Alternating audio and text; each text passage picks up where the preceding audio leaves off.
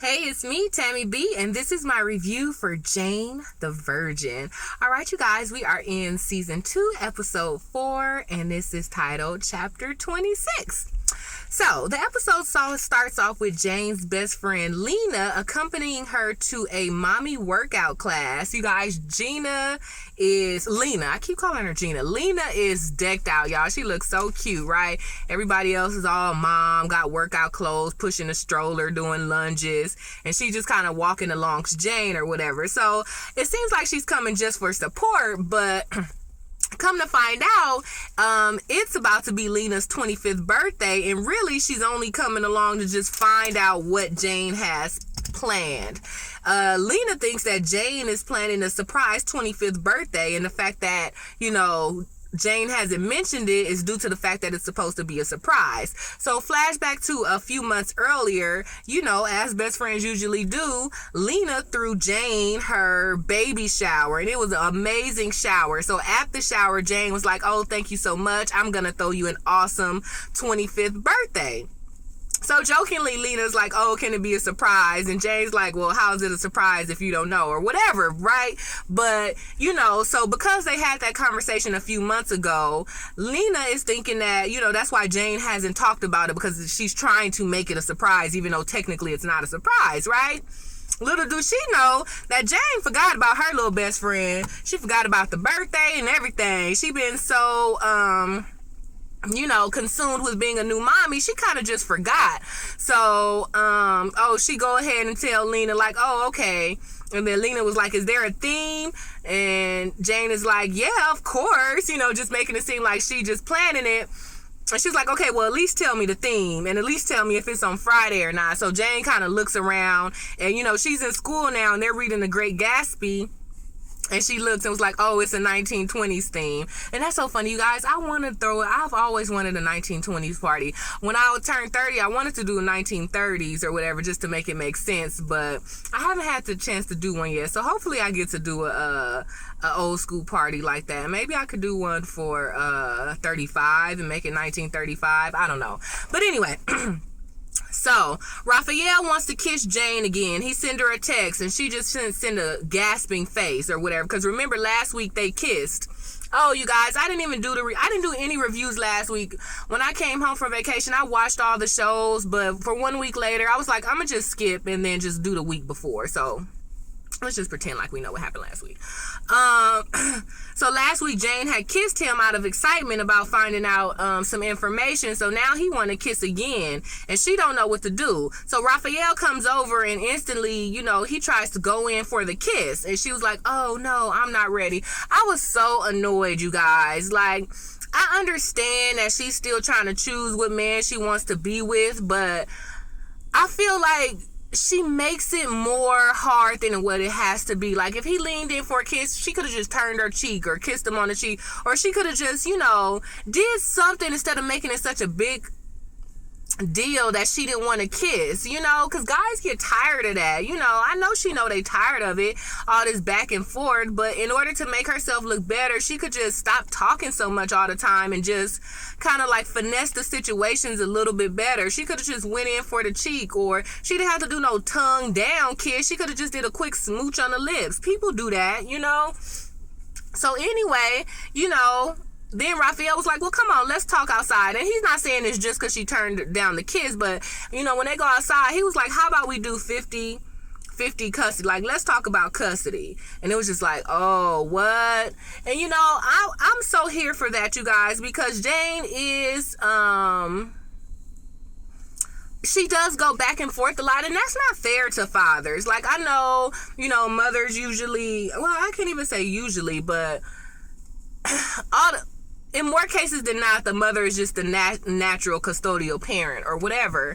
And, but he's a millionaire. He does have to have things in writing. Like, he can't just have no typical baby mama, baby daddy situation. So, to be honest, I'm here for Raphael asking for 50 custody, especially since she going back and forth between them, and, she be making all these decisions. So, I'm kind of here for it, especially since it might be his, what we thought was his only chance at having a child. So yeah, and he actually wants to be a father, so I'm here for it.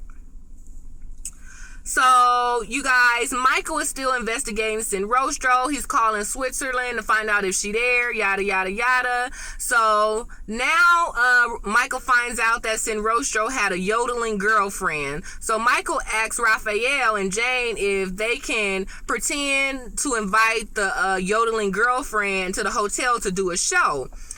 That way, he can interview the yodeling girlfriend of Sin Rostro to find out, what she knows or whatever. So he agrees. I'm gonna just go in on that a little bit now. So the yodeling girlfriend comes there. She doesn't really speak that much English, and they're trying to get some questions to find out if what does she know about Sin Rostros, or basically if there's anything that the yodeling girlfriend can give Michael and everybody else to find out where Sin Rostros is. But she basically doesn't seem to be any help. She barely speaks English. All she says is that, Sin Rostros slept with her and the sex was so good that it made her miss her performance. So she kind of don't even like Sin Rostros right now. So that was kind of pretty much it on the details of what the yodeling girlfriend had to say about Sin Rostro. Y'all, Rogelio tells Xiomara that Luciano is blackmailing him, his ex-wife, to be on the show, and that even though he promised Xiomara that, he not gonna do the sex scenes with his ex-wife, that because she's blackmailing him, he has to hire her. So he tells her he used to be a Scientologist, y'all, and because he couldn't afford the real Scientology therapy, he used to do voice recordings of his deepest, darkest secrets, you guys. So the ex-wife got these recordings, and I guess it's some real stuff on there, y'all. So he don't want to get blackmailed, so he let her in the show. It goes crazy. The love scene is all messed up. His good side is the left side. Her good side is the left side, so they both want to be on the left side, and she just taking her blackmail to extreme, y'all. She was like, oh, if you don't put me on my good side, then, I'ma tell, yada, yada, yada. So basically, Luciano is getting everything she wants, and it's just driving Rogelio and Xiomara crazy. So it's a whole bunch of back and forth. Jane decides to go ahead and let Raphael start seeing the son more. Not that she was ever blocking him, but he was letting her know, like, hey, I come over all the time, but I'm not really trying to be no pop in, pop out dad. Okay, you trying to decide if you want to be with me or not, but aside from that, I want to see my kid. I want to be around more. I don't want to just come to your house or whatever. So Jane takes the baby to him and writes down a list of, like, here's the stuff how to take care of him or whatever. But she didn't have the baby for 3 weeks, for now being not sole provider, because like I said, he comes around all the time, but this is her first time like giving the baby to him without her being there. So she writes these rules about, how long to leave the breast milk out, just little habits of the baby or whatever. He was like, dang, you giving me a list for my own kid?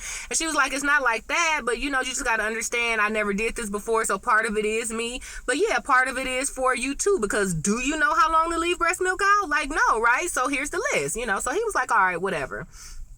And she's so nervous, y'all. She leave the baby, but then she busy planning her friend party or whatever. Then she noticed, because it's at the hotel, but then she sees the list all crumpled on the floor. So she get mad, y'all, and start trying to follow Raphael to see if he taking good care of the baby. But he on the phone with her and accuse her, like, are you following me? Like, you don't trust me? Like, what's the deal? She's like, no, I trust you totally. So she jumps in the closet so he don't see her following her. So Raphael doesn't see Jane following him, right? So this girl get locked in the closet, y'all. And of course, who come to save her? Michael, Captain Save-A-Ho.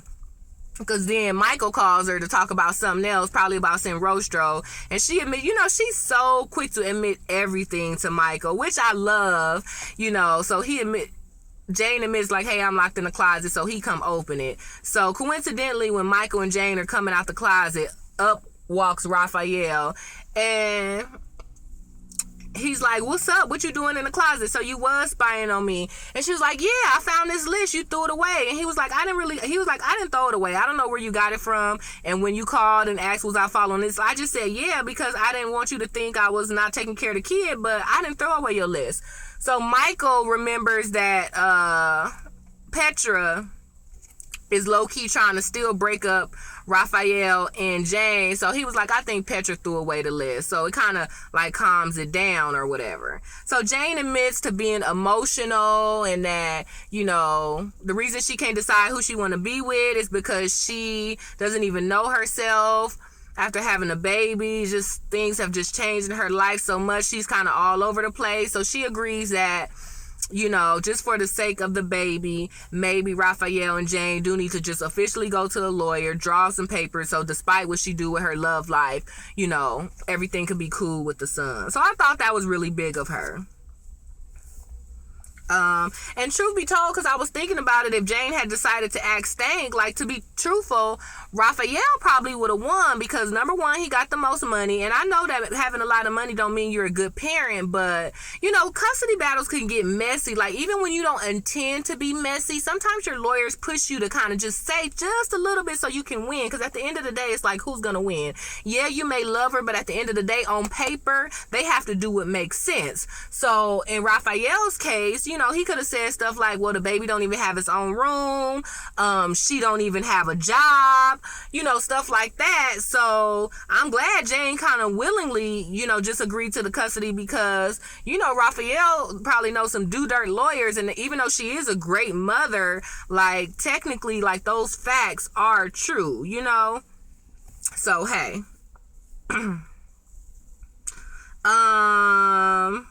So Jane finally admits to her friend Lena that she did not have no party plan. She makes a last minute invitation. Nobody RSVPs. She get her mama to try to help her with the decor, but it's just kind of like blah.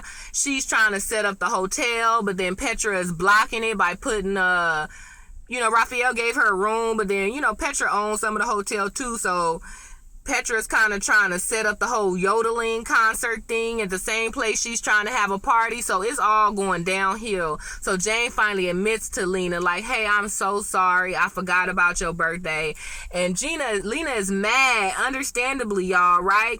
So at first I'm like, dang, they not going to be friends no more. And that's so, you know, that's a common thing. Like when one of your friends, I mean, I guess it just depends on the friendship. But I do know a lot of people who, when one of the friends get married, it kind of puts a strain on the relationship, or one of the friends have a baby and the other one don't, it puts a strain on the relationship. So it was really about to seem like, you know, they really not about to be friends.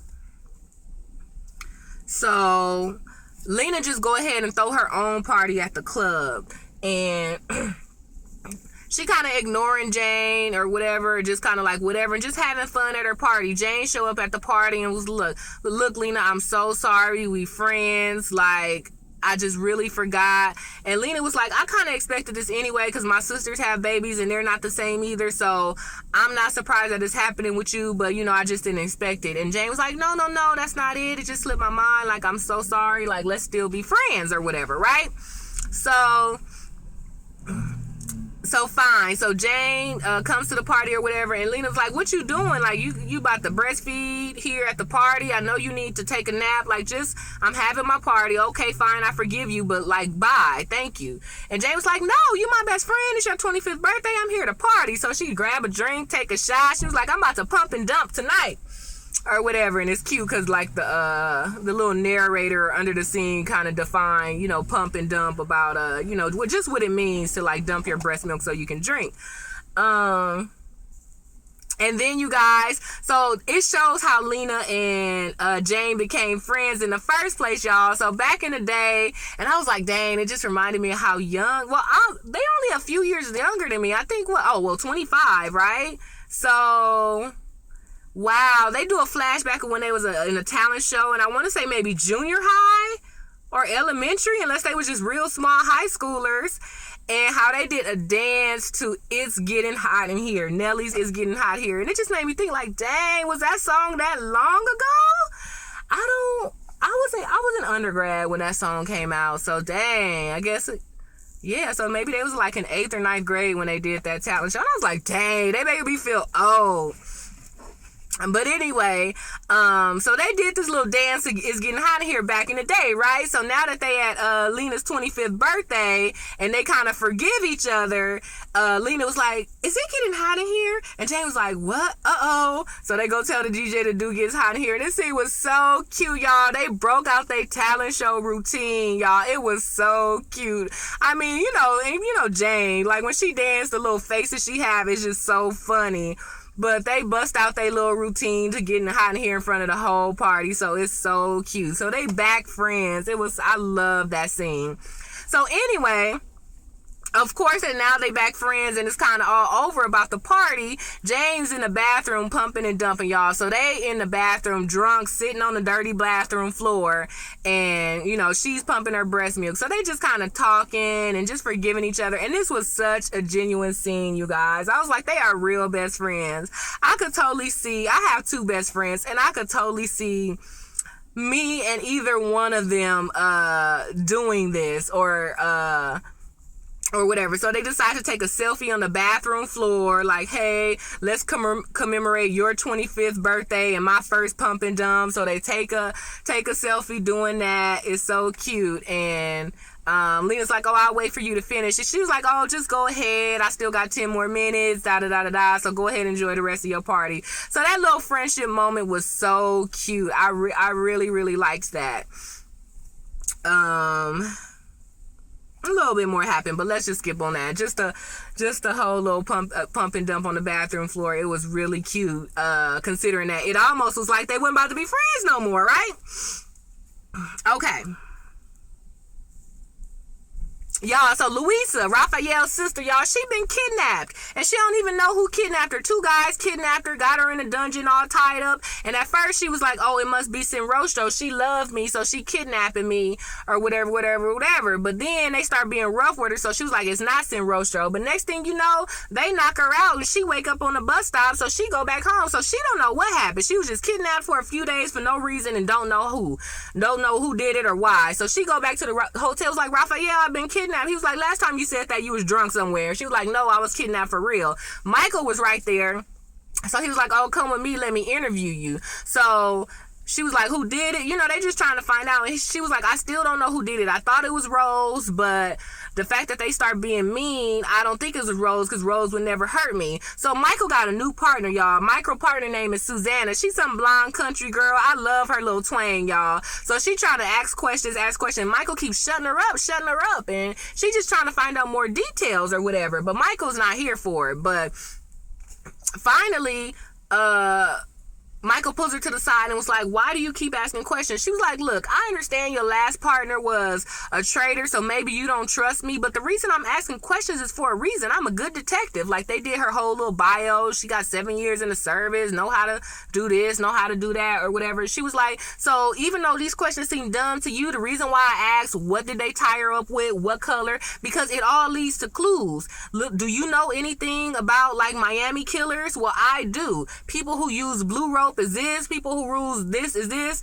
So now that we know she was tied up with blue silk ties, it kind of narrows down who it is. So it's this guy named Murdoch or something like that. And remember Sinrostro and the yodeling girl, the yodeling girl kept saying mother, but we thought she was saying like her mama, but she was saying Murdas. Like, Murdas is a professional killer from back in the day, or a kidnapper or a drug lord or something like that, who uses silk ties. So boom, see, there's a connection. So Michael's like, okay, so I'm gonna fall back a little bit. I guess you know what you're talking about. I was like, go ahead, little new country girl.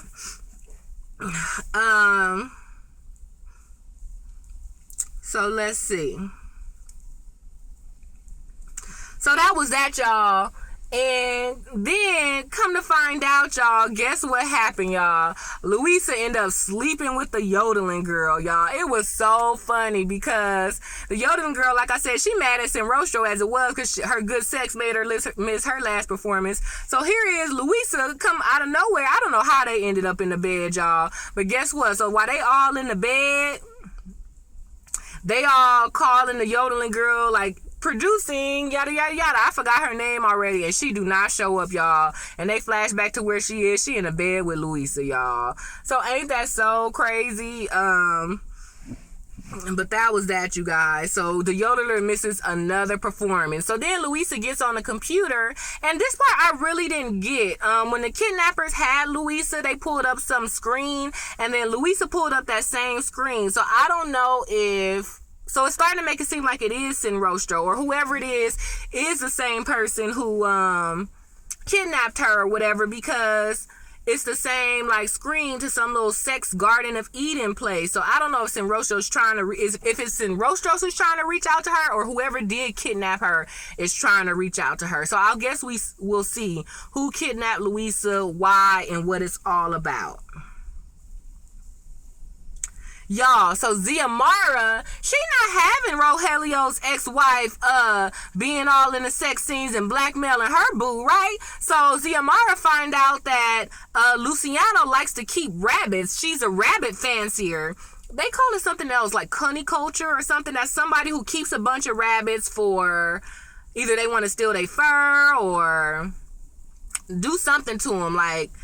They don't keep them. It's not necessarily that they're pets, but they have a whole bunch of rabbits and breed them and stuff. And usually it's to sell their fur or sell their meat or something of that nature. So Xiomara steal Luciano's trailer full of rabbits, y'all, and roll out. I was like, that's right, Xiomara. You better get a way out for your boo, right? Even though Rogelio, that's my favorite guy, but there's only so much I could take. So I probably would have look, you need to fix this. Like, I'm not about to be fixing all your little problems. Because it's like the second or third thing Xiomara had to fix for him. But whatever, when you're in love, you do stuff. So Xiomara steal them rabbits, y'all, and so they call Luciano like, yeah, if you don't stop blackmailing Rogelio and give us those Scientology texts back, we gonna like kill your rabbits or whatever. So Luciano ends up signing a non-disclosure agreement saying she'll never tell about the Scientology stuff, and she brings the recordings back to Xiomara and Rogelio. And then Luciano's like telling Xiomara, like, yeah, you need to check out tape number 141 part 1. And that's so funny because you're like, dang, tape 141, like, how long is it? But knowing Rogelio, he probably talked about himself for years, for hours. He probably got thousands of tapes. So I had to laugh at the number, but that was kind of funny. So Xiomara's on like, what's on tape number 146 part 1, or whatever the real numbers were. And Rogelio looks all scared, and then he's like, so Xiomara was like, oh, you don't have to tell me. And then Rogelio was like, thank you, and walked away. But Xiomara looked in there looking like, what? Like, I thought you was gonna tell me. So Xiomara feel a little slap in the face that he didn't tell her, but I understand. But yeah, so that was kind of funny. So y'all, the party is over. Jane's friend party. Jane having a good time. She's on her way to pick up the kid, or her kid, right? So she goes to the hotel because she been partying. She didn't really get all of Raphael's text when Raphael told her, hey, just so you don't have to be back and forth, I'm gonna take the baby to your house. So she calling Raphael like, where you at? Sorry, I said Rogelio, but she called Raphael to come get the baby, and Raphael was like, oh, you didn't get my tape, or you didn't get my message. I said I'd bring the baby. And she was like, oh, okay, well, I'm coming back to the house. So lo and behold, who she bump into, y'all? Michael. And Jane feeling good. She done had some drinks. She done did her little It's Hot in Here episode.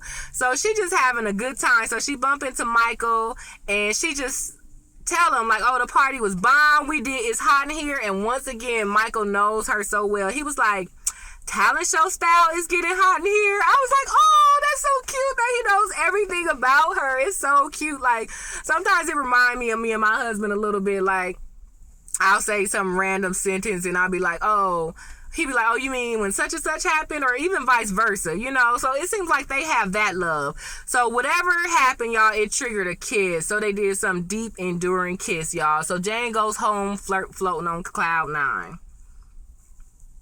So she ended up telling her mama, Jane ended up telling Xiomara everything that happened about the party and about the kiss with Michael. And she was like, the kiss was so perfect. It was the best kiss I had in my life. And I think that Michael is the one. She turned around. She realized the baby monitor is on. This is the second time or third time that she said something crazy and realized the baby monitor was on. So anyway, she runs in the living room. to see if Raphael heard y'all, and Raphael is asleep on the couch and the baby monitor on his end is off. So she does a sigh of relief and go back to the room. But y'all, as soon as she walk out, Raphael opened his eyes, y'all. So it seems like he did hear about the kiss, and he did hear her say that Michael was the one, y'all. So we'll see what happens. Hopefully it reveals if he heard or not, but I think he did, and then just turned off the monitor. So, oh my gosh, I know he probably sad because he been telling Jane, like, I love you, I want to be with you. He been telling her that since she ever got pregnant. So we'll see what happened, you guys. And then one other thing that happened was, remember Michael's partner, Susanna, y'all? So even though at first she seemed annoying because she was asking dumb questions, but then Michael found out, okay, her questions were good and maybe he should trust her more. Then it shows Susanna talking to Michael's boss and was like, hey, you right, he is hiding something, but I'm going to find it out, and that's what I'm here for, y'all. So Susanna, and I won't say that she's a bad guy. It's just that, okay, so come to find out, Susanna is here to spy on Michael. And the boss clearly wants him to. And it's kind of understandable because Michael is a good cop and he's a good guy overall. But hey, he is letting his little emotions with Jane kind of get the best of him. And he did let his partner go. And his partner ended up being the one who helped Sinrosho kidnap Jane's baby. So his emotions is seeping into his job a little bit. So even though he's such a good guy, and it's really, really looking like Team Michael right now, at the end of the day, job-wise, it's understandable why his boss and now his new partner is spying on him, you know? So I know that was a lot, you guys, but hey, that was Jane the Virgin, you guys. So we'll see what happens as we move on. All right, so you know what's up. Give me the thumbs up on this video. Go ahead and check me out on Twitter at TammyB_. All right, you guys, have a great rest of your day, and I will see you in the next review. Bye.